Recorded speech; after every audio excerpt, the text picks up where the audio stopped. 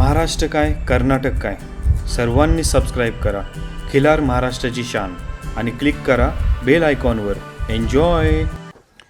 नमस्कार मंडळी, खिलार महाराष्ट्राची शान या यूट्यूब चॅनलमध्ये मी सूरज दिघे आपल्या सर्वांचं सहर्ष स्वागत करतो. आज आपण सोंडोली तालुका शाहूवाडी जिल्हा कोल्हापूर या गावामध्ये आहोत.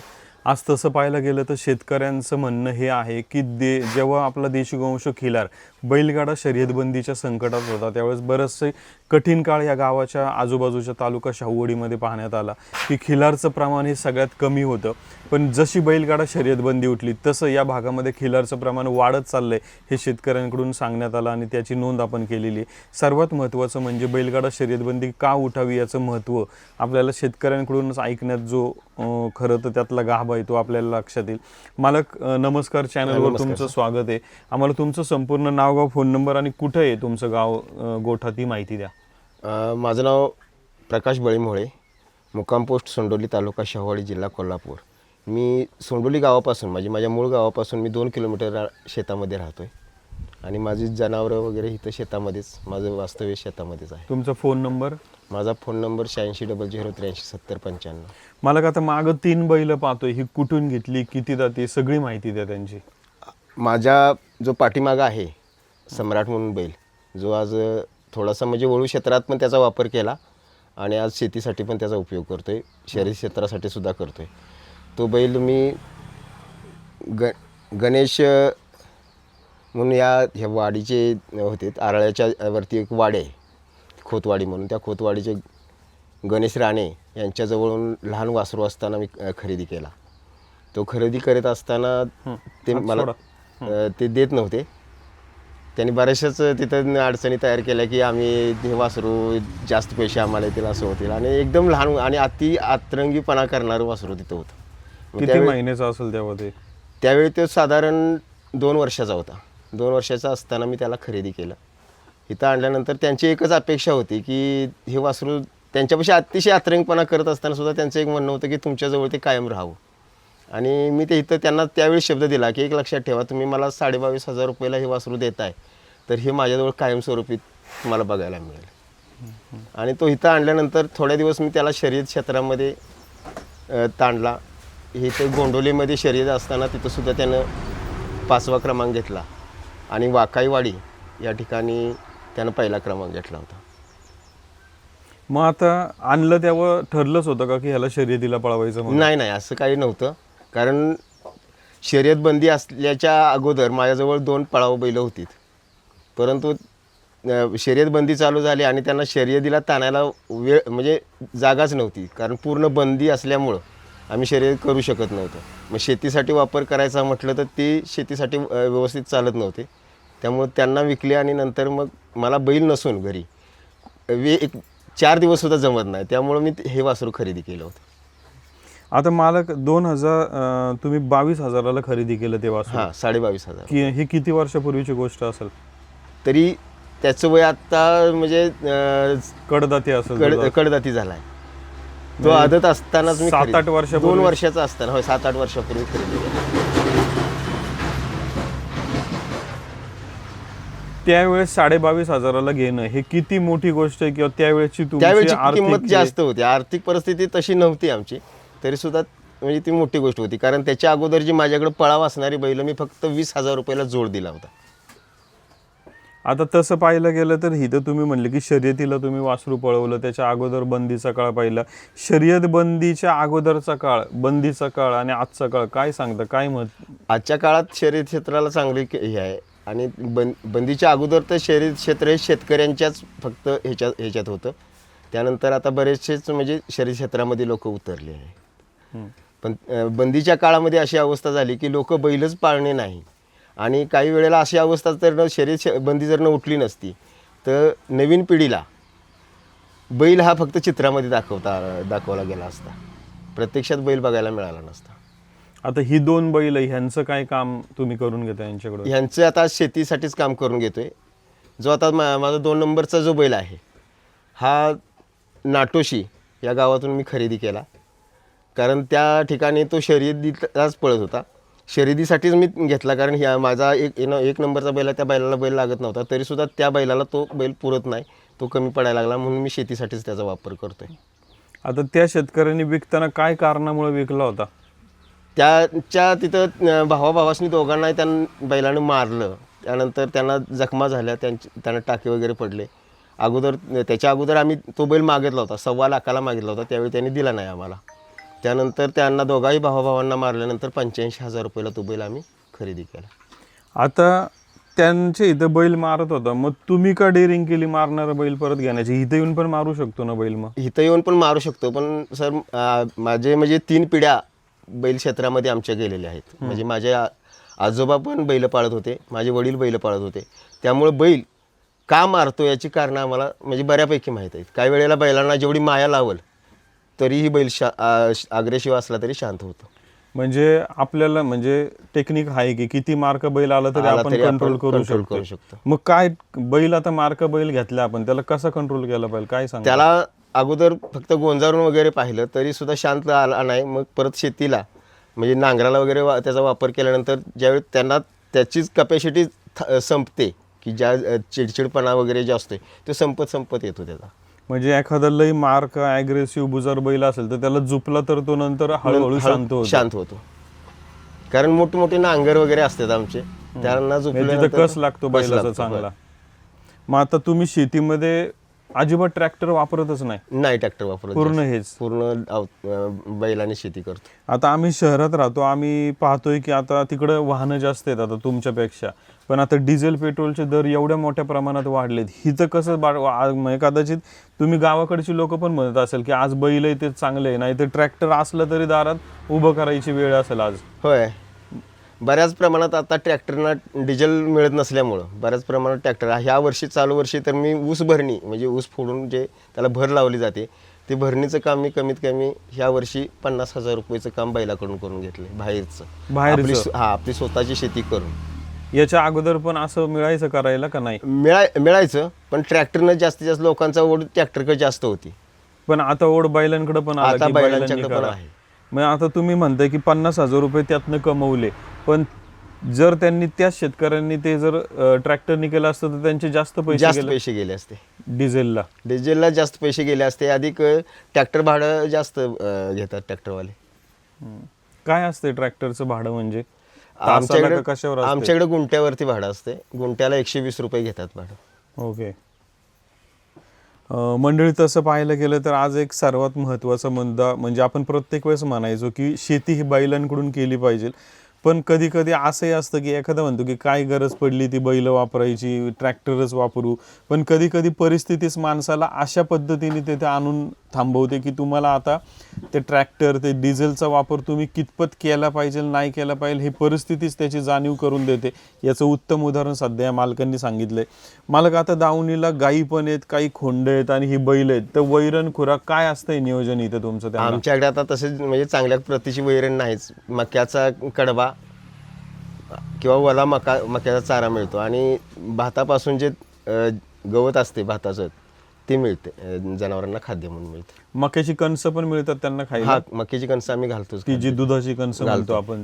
त्याचा फायदा होतोय भरपूर? त्याचा फायदा भरपूर होतोय, कारण त्यांची तब्येत वगैरे सुधारणे किंवा काय करणे त्या मक्यापासूनच त्यांना मिळते. मग आता इकडं असं असतंय का की एखाद्या शेतकऱ्याकडे थोडंसं जास्त शेत आहे, त्याने जास्त मका केला, आणि एखाद्या शेतकऱ्याकडे कमी शेत आहे तर तो मग त्याच्याकडे जनावरांसाठी दुसऱ्याकडून घेतो, विकत घेता येतो. मग विकत घेताना कसा मका मिळतो तो? आमच्याकडे मका आता जर वला मका घ्यायला गेलं तर सर्वसाधारण 1,500-2,000 रुपये गुंट्याने ते विकला जातो. आणि जर सुका चारा घ्यायला गेलं तर 5 रुपये पेंडीने मिळतो. शहरात हीच किंमत किती प्रमाणात मोठी असेल? समजा इथून थोडंसं आपण सातारा किंवा पुण्याच्या दिशेला गेलो, सातारा पुणे या साईडला जर मक्याचा कडबा घ्यायला गेलं तर कमीत कमी 25 रुपये पेंडी. डबल टिबल रेट आहे त्याचा, भरपूर 5 पट तरी रेट होतोय. मंडळी, आज तसं पाहायला गेलं तर या गावाकडच्या ग्रामीण भागामध्ये मका सोपं इकडे मिळणं. मका मिळणं सोपं आहे पाण्यामुळे, पाणी भरपूर असल्यामुळे. वारणा नदी आमच्या जवळ असल्यामुळं पाण्याचं प्रमाण, वारणा धरण म्हणजे चांदोली धरण वसंत सागर म्हणून झालं, त्या धरणामुळं आमच्याकडे मक्याचं पीक चांगल्या पद्धतीचं येतं. आता मंडळी शहरात म्हणा किंवा काही ग्रामीण भाग आपण असेही बघितले की जिथं मका मिळणं कठीण आहे किंवा दुसऱ्याचं शेतातनं किंवा लांबनं आणणं, पण आज या भागामध्ये मक्याचं आपण जास्त प्रमाणात पीक होतंय आणि त्याचा वैरणीसाठी वापर केला जातो हे पाहिलं जातंय. आणि आज तसं पाहिलं गेलं तर येत्या काळामध्ये जर या भागामध्ये वळूंचं पण प्रमाण, आता मालकांकडे पण एक वळू आहे मालक, आता हा वळूचं काम पण करतोय हा बैल. करतोय. किती गायी भरल्या आजपर्यंत? आमच्या भागात गायी जास्त नसल्यामुळे 7 गायी आतापर्यंत भरल्यात मी. ओके, मग गायी भरण्याचे आपण काय पैसे घेतो याच्यातून? त्यांच्या इच्छेनं काय देतील तेच घेतो. ओके, किती दिलेत एखाद्याने जास्तीत जास्त? काही लोक 500 देतात, काही 1000 रुपये देतात. जास्तीत जास्त मग कमीत कमी 500 ते 1000 रुपये त्यांच्या इच्छेने देऊन जातात. जातात. मंडळी, आता तसं पाहायला गेलं तर आज आपण या सोंडोली गावाच्या परिसरामध्ये तालुका शाहूवाडीमध्ये असताना गायी पण चांगल्या जातीवंत बघितल्या. या माणसांची एक गरज की बाबा या भागात एखादा जातीवंत वळू जरी सांभाळला गेला तर चांगल्या पद्धतीचं ब्रीडिंग पाहायला मिळेल. समजा इथं वळूच नसेल तुमच्या ह्या गावामध्ये तर किती लांब कुठं वळू आता उपलब्ध गाव? आता इथून जर आमच्या भागात आता समजा आम्ही म्हणजे एवढं काय जास्त प्रमाणात नाही, पण हा आम्ही वापरतोय.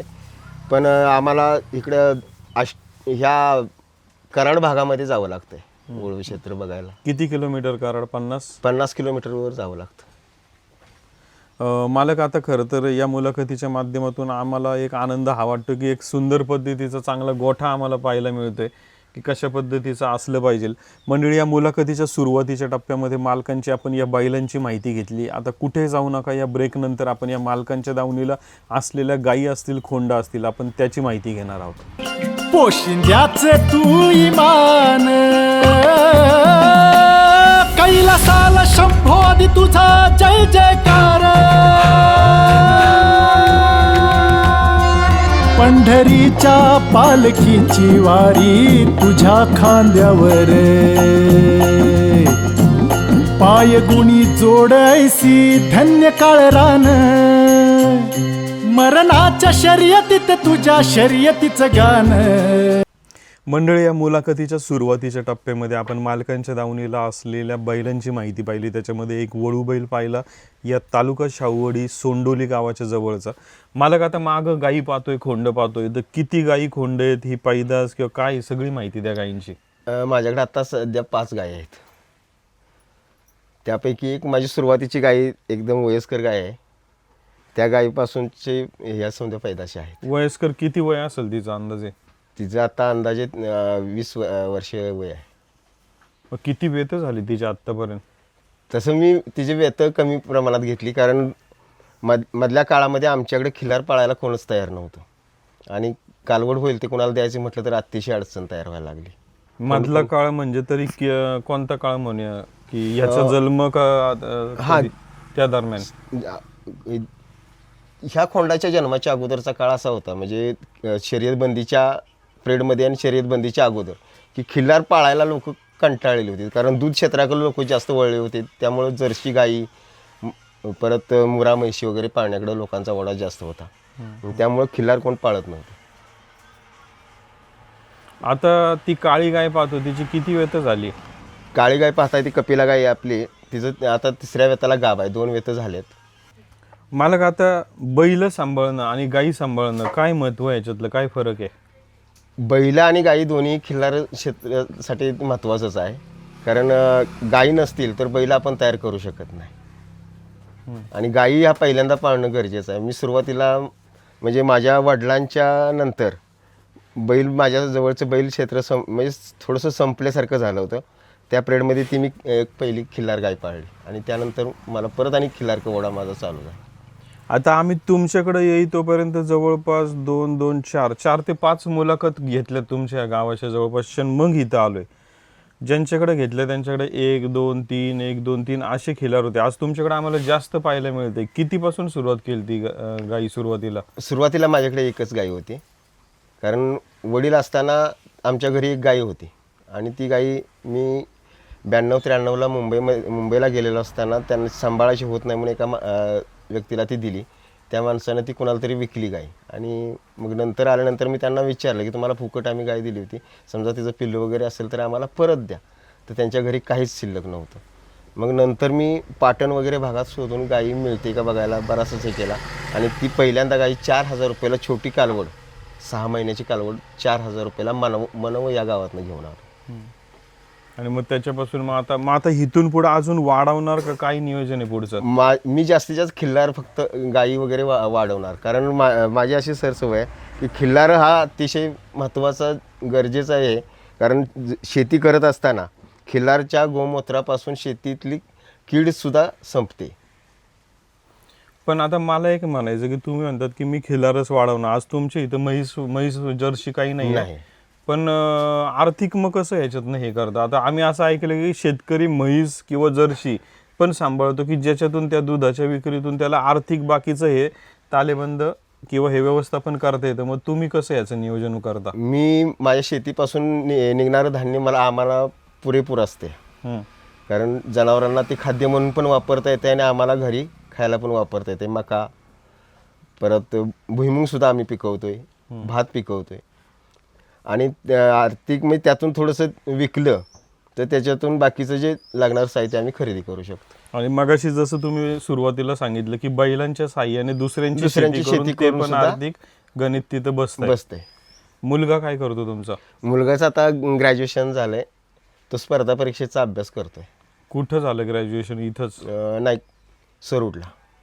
कुठं आलंय? शेवाडी तालुक्यातच सरूड म्हणून गाव आहे तिथं. मग तो राहता तिकडं असतो का इकडं जाऊन येऊन करतो? आता इथं आहे, कारण ग्रॅज्युएशन कम्प्लीट झालंय. शिक्षण किती महत्वाचं आहे तुमच्या दृष्टीने शेतीसोबत? शेतीसोबत शिक्षण हे महत्त्वाचंच आहे, कारण शिक्षण आता तो स्पर्धा परीक्षेचा अभ्यास करतोय. माझं स्वतः शिक्षण 12वी झालेलं आहे. हो का? होय. अरे वा. कुठं गेली 12वी तुम्ही? मी चरण तालुका शिराळा जिल्हा सांगलीमध्ये केली. मालक, आता मगाशी आम्ही तुमची मुलाखत पाहिली, आम्ही येताना गावामध्ये तुमच्याविषयी चर्चा पण ऐकली की एक गाय तुमच्याकडे कोणीतरी सांगितलं की गावात सोडली, काय तर काय या गायीचा विषय नक्की? ही गाई खेडेच्या माळरानावरती कोणीतरी आणून, म्हणजे टेम्पोतनं उतरताना वगैरे, कारण वयस्कर गाय आहे, तिला टेम्पोतनं उतरताना वगैरे पडलेलं आणि त्याचं इथं लेगामेंटमध्ये कट झालेलं होतं. ती पूर्ण अशी बसूनच आडवीच होती. मी खेडेगावात गेलेलं असताना ते रस्त्याला पाहिल्यानंतर बघितलं तर ही गाय होती. मी त्यांना तिथं आजूबाजूच्या लोकांना विचारलं की ही गाय कुणाची आहे, तर ते म्हटले तर आम्हाला काय माहीत नाही, कोणीतरी आणून इथं सोडलेली आहे. आणि मग तिच्या अंगावर भरपूर अशा जखमा वगैरे होत्या. त्यानंतर मी इथून टेम्पो एक बोलवला, टेम्पोमध्ये गाई तिथं चढवली पोरांना बोलवून आणि घरी आणली. तिला औषध उपचार करून आता ती गाई चालते. पूर्ण इथं लेगामेंटमध्ये कट आहे. ही किती दिवसांपूर्वीची, महिन्यांपूर्वीची गोष्ट आहे? ही 5 महिन्यापूर्वीची गोष्ट आहे. मग ही गाय ज्या मालकाने तिथं सोडली किंवा कोणी, ते माहितीच नाही कोणी, त्यांचं ते रानात सोडून गेलेली होती. म्हणजे हिचा उपयोग नाही, मोडली, त्याच्यामुळे ते तसे सोडून गेले होते. मग मला काय म्हणायचंय की एखाद्याला ती उपयोगी नसलेली गोष्ट तुम्ही का आणून इथं का धाडस असं करता? तू काय याच्या मागचं प्रेम आहे तुमचं? कसं आहे माहिती आहे का, खिल्लारवर अतिशय आमचं प्रेम आहे. आणि खिल्लार तसं बघितलं तर खिल्लार ज्या ठिकाणी आहे तिथं अतिशय समाधानकारक माणूस. म्हणजे ही सेवा कायम करायची, काही परिस्थिती असो आपण त्या परिस्थितीमध्ये हे करतच राहायचं. मंडळी, आज या मुलाखतीच्या माध्यमातून हा एक आदर्श आपल्याला समोर पाहायला मिळतो. आज तसं पाहायला गेलं तर कितीतरी कत्तलीला जाणाऱ्या गायी आज शेतकऱ्यांच्या माध्यमातून पकडल्या जातात, त्यांचा सांभाळ गोशाळेमध्ये केला जातो. पण आज एक शेतकरी असा पण आहे की त्याच्या दावणीला त्याला कळत न कळत जाता जाता वाटेला गाय दिसली, तिचं काही दुखापत झाली, कोणी सोडून दिली, या माध्यमातून तिची काय सेवा करता येईल आज मालकाने दावणीला आणली आणि तिचा या वयामध्ये देखील सांभाळ करण्याचा प्रयत्न हे शेतकरी करत आहेत. आणि अशाच प्रकारची माहिती आज आपण महाराष्ट्र कर्नाटकाच्या कानाकोपऱ्यात असलेल्या शेतकऱ्यांची तुमच्यापर्यंत पोहोचवण्याचा आतोनात प्रयत्न आपली टीम करत आहे. मालक, आता आम्ही या मुलाखतीच्या माध्यमातून एक महत्त्वाची माहिती मंडळी आपण पाहिली की मालकांचं म्हणणं आहे की आम्ही जास्तीत जास्त खिलारच सांभाळणार. आज बरेचसे शेतकरी असे पण आहेत की खिलारचं खर्च भागवण्यासाठी जर्सी किंवा म्हैस सांभाळली जाते, त्यातनं दुग्ध व्यवसाय केला जातो आणि त्यातनं आर्थिक कुटुंबाचं सर्व जो हातभार आहे तो लावला जातो. पण आज या शेतकऱ्यांकडून आपल्याला एक प्रेरणा मिळते की खिलारच्या साह्याने कशा पद्धतीने आर्थिक गणित एखादा शेतकरी चांगल्या पद्धतीने करू शकतो, याचं उत्तम उदाहरण सध्या आपण या मुलाखतीच्या माध्यमातून जाणून घेतलं. सध्या खिलार महाराष्ट्राची शान चॅनल मायक्रोचिप बसवते. सध्या उजव्या कोपऱ्यामध्ये मायक्रोचिपचा फॉर्म आहे, डिस्क्रिप्शनमध्ये फॉर्म आहे. मायक्रोचिपच्या नाव नोंदणी त्याच्यामध्ये करा आणि जास्तीत जास्त गोवंश नोंदणी करा. तुम्ही हे कष्ट मेहनत घेता, याची नोंद कुठेतरी हजारो वर्ष राहिली पाहिजे, याच्यासाठीचा हा प्रयत्न आहे. मला आम्हाला तुमचं नाव, गाव आणि फोन नंबर सांगा. नमस्कार, माझं नाव प्रकाश बळीमोळे, मुक्काम पोस्ट सोंडोली, तालुका शेवाडी, जिल्हा कोल्हापूर. माझा फोन नंबर आहे 8600 83 70 95.